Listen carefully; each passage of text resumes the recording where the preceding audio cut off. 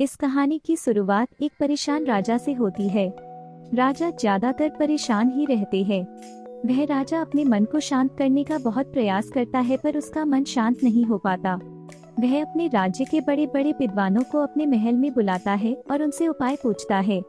लोग तरह तरह के उपाय राजा को बताते हैं, पर कोई भी उपाय काम नहीं करता। एक दिन एक व्यक्ति राजा के पास आता है और कहता है, आपके मन को शांत करने का एक उपाय है। राजा उस व्यक्ति की बात सुनकर बहुत खुश हो जाता है और उस व्यक्ति से कहता है, यदि तुमने ऐसा कर दिया तो मैं तुम्हें उतना धन दूंगा जितना तुम मुझसे मांगोगे। वह व्यक्ति राजा से कहता है, आपका मन मैं तो शांत नहीं कर सकता, पर एक सन्यासी है जो आपका मन शांत कर सकता है। वह कोई आम सन्यासी नहीं, वह एक पहुंचा हुआ सन्यासी है। आप उससे एक बार अवश्य मिले, वह आपकी समस्या का समाधान अवश्य कर देगा। राजा उस व्यक्ति से कहते हैं, कहाँ मिलेगा मुझे यह सन्यासी? वह व्यक्ति राजा से कहता है, यहाँ से कुछ दूर जंगल में उसकी एक छोटी सी कुटिया है। राजा अपने कुछ सैनिकों के साथ उस सन्यासी के पास पहुँचता है और बौद्ध धर्म से कहता है, मैंने सुना है आप बहुत पहुँचे हुए सन्यासी है। बौद्ध धर्म राजा को अनदेखा सा कर देते हैं। राजा सोचता है कि शायद बौद्ध धर्म ने मुझे सुना नहीं। राजा फिर कहता है, मैंने सुना है आप बहुत पहुँचे हुए सन्यासी है, क्या आप मेरी समस्या का समाधान कर सकते हैं? बौद्ध धर्म राजा का कोई भी प्रश्न का उत्तर नहीं देता। राजा मन ही मन सोचता है कि बौद्ध धर्म उसे कोई उत्तर क्यों नहीं दे रहे हैं। राजा मुद्दे की बात पर आता है। राजा बौद्ध धर्म से पूछता है, क्या आप मेरे मन को शांत कर सकते हैं? बौद्ध धर्म मुस्कुराते हैं और राजा से पूछता है, तुम्हारा मन अशांत क्यों है? राजा कहता है, वैसे तो मेरे पास कोई भी चीज की कमी नहीं है। धन मेरे पास इतना है जिसका मुझे खुद अंदाजा नहीं। सभी सुख सुविधाएं है, लोगों के मन में मेरे लिए आदर है। मैंने बहुत सारे दान पुण्य भी किए हैं, पर बस एक चीज की कमी है मेरे अंदर। मेरा मन अशांत रहता है। यदि यह कभी कभी शांत हो भी जाता है तो यह फिर से अशांत हो जाता है। क्या आप मेरे मन को शांत कर सकते हैं? मैं बड़ी आशा लेकर आपके पास आया हूँ। बाकी तो मैंने सब उपाय कर लिए हैं, बस आप ही मेरी अंतिम आशा हो। बौद्ध धर्म उस राजा से कहते हैं, बिल्कुल मैं तुम्हारे मन को शांत कर सकता हूँ। राजा बहुत खुश होता है। राजा कहता है, उसके लिए मुझे क्या करना होगा? बौद्ध धर्म मुस्कुराते हैं और कहते हैं, कल सुबह तुम मेरे पास आना, पर ध्यान रहे कि अकेले आना। राजा कहता है, ठीक है मैं कल सुबह आपके पास आ जाऊंगा। बौद्ध धर्म कहते हैं, पर एक बात और ध्यान रहे, अपने अशांत मन को अपने साथ लाना। राजा सुनकर चौंकता है और सोचता है, ये कैसी बात कही बौद्ध धर्म ने? राजा कहता है, आपने क्या कहा? कृपा करके एक बार और बताएंगे? बौद्ध धर्म राजा से कहते हैं, तुम कल सुबह जल्दी आना और अपने अशांत मन को साथ लेकर आना।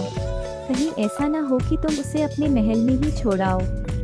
राजा सोचता है कि यह व्यक्ति कोई पागल तो नहीं, पर क्योंकि अब राजा के पास कोई विकल्प भी नहीं है, इसलिए वह सोचता है कि एक बार प्रयास कर ही लेना चाहिए।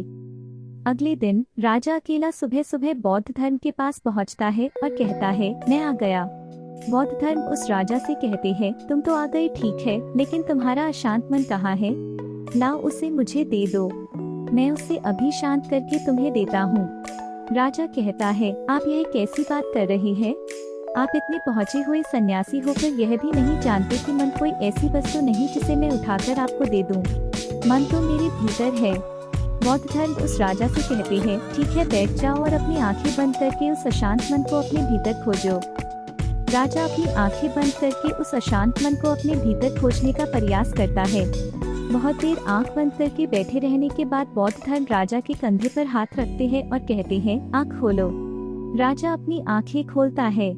बौद्ध धर्म उस राजा से पूछते हैं, क्या तुम्हें तुम्हारा अशांत मन मिला? राजा कहता है, नहीं। बौद्ध धर्म राजा से कहते हैं, कोई बात नहीं, अब तुम कल प्रयास करना, आज के लिए इतनी खोज पर्याप्त थी। राजा अपने महल चला जाता है। अगले दिन सुबह राजा फिर बौद्ध धर्म के पास आता है और वैसा ही करता है जैसे कल बौद्ध धर्म ने बताया था। राजा बैठ जाता है और अपनी आंखें बंद कर लेता है और अपने उस अशांत मन को अपने भीतर ढूंढने का प्रयास करता है। बहुत देर तक राजा बैठा रहा। बौद्ध धर्म फिर से राजा के कंधे पर हाथ रखते हैं और कहते हैं, क्या तुम्हें तुम्हारा अशांत मन मिला? राजा बड़ी शांत आवाज में बौद्ध धर्म से कहता है, नहीं। बौद्ध धर्म राजा से कहते हैं, कोई बात नहीं, आज के लिए इतना ही पर्याप्त है, अब तुम कल आना। अगले दिन सुबह राजा फिर बौद्ध धर्म के पास आया और वैसा ही करता है जैसे पूरे 2 दिन से कर रहा था। राजा बैठता है और अपनी आंखें बंद करता है और अपने उस अशांत मन को ढूंढने का प्रयास करता है। इस बार बौद्ध धर्म राजा के कंधे पर हाथ रखकर उसकी आंखें नहीं खुलवाते। राजा बस अपनी आंखों को बंद करके बैठा रहता है। काफी समय बीत जाता है। बौद्ध धर्म राजा के पास ही बैठे रहते हैं। पूरा दिन बीत जाता है, पूरी रात बीत जाती है, पर राजा आंखें बंद करके अपने उस अशांत मन को ढूंढ रहा होता है। अगले दिन सुबह राजा की आंखें खुलती है और जैसे ही राजा की आंखें खुलती है, राजा अपने सिर को बौद्ध धर्म के चरणों में रख देता है और कहता है, मुझे मेरा अशांत मन तो कहीं नहीं मिला, पर वह शांति जरूर मिल गई जिसकी तलाश में मैं अब तक भटक रहा था। उस राजा की तरह आप भी अपनी मन की शांति को कहीं बाहर खोज रहे हैं। वह शांति कहीं बाहर नहीं, वह शांति आपके भीतर ही है। बस आपको जरूरत है उसे भीतर खोजने की।